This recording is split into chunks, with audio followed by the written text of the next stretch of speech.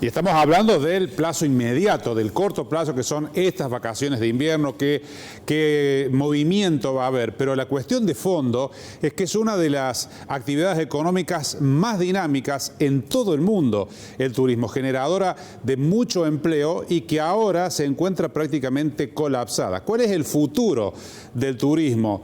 Particularmente para la provincia de Córdoba, comenzando por nuestra provincia que la tiene como una de las actividades más importantes. Con Gabriela Origlia vamos a hablar de este tema. ¿Cómo andas, Gaby? Buenas noches. ¿Qué tal, Gerardo? ¿Cómo estás? Buenas noches. Es un sector muy importante para la economía argentina.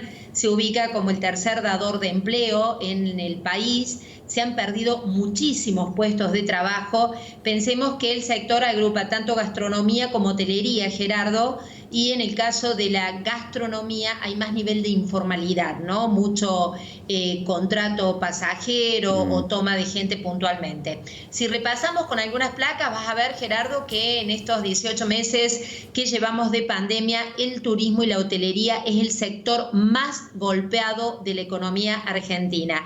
Terminó el año pasado casi 60% respecto del 2019 abajo, y ya el 2019 no había sido un buen año.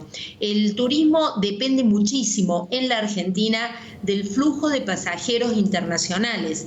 El turismo interno tiene un techo, que es el ingreso que tenemos los argentinos, un poder adquisitivo que obviamente está muy golpeado, no solo por la pandemia, sino por los casi 4 años de recesión que llevamos en la Argentina. Veamos cuáles son las expectativas que hay hacia adelante, lo planteabas vos.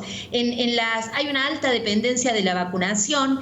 Las fuentes del sector dicen, bueno, estamos mejor que en el verano, porque en el verano no había vacunas. Pero también es cierto, Gerardo, que estamos transitando la segunda ola y la variante Delta aparece como una señal de alarma, ¿no? Puede generar cierta incertidumbre, nunca sabes si puede haber un cierre de aeropuertos, de flujo de tránsito entre distintas provincias, y esto es un tema que preocupa. Ya lo tenemos en el caso de los pasajeros que han quedado en el exterior.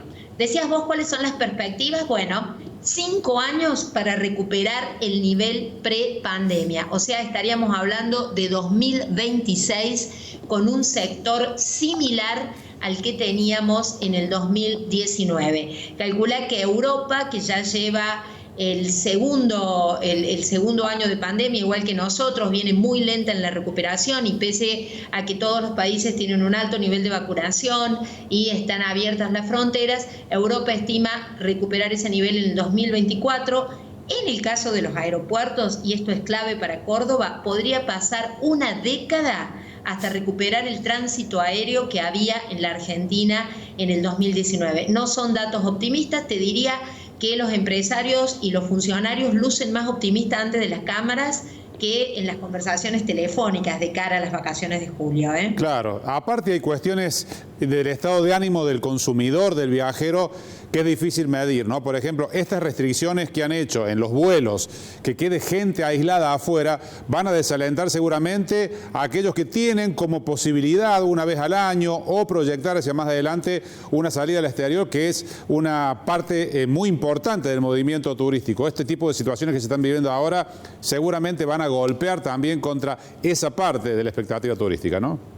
Sin lugar a dudas, y que para determinadas zonas, el sur argentino, la ciudad de Buenos Aires y las cataratas, el turismo internacional es el que sostiene al sector, ¿no? Eso es claramente así. Córdoba, Mendoza los toca más de refilón, y allí en el movimiento interno pueden ser zonas más favorecidas porque dependen más del turismo doméstico que el internacional. El estado de ánimo que decías vos y el estado del bolsillo son dos de los factores claves que van a determinar cuántos días se puede descansar estas vacaciones de invierno. Muchas gracias, Gabriela. Un abrazo.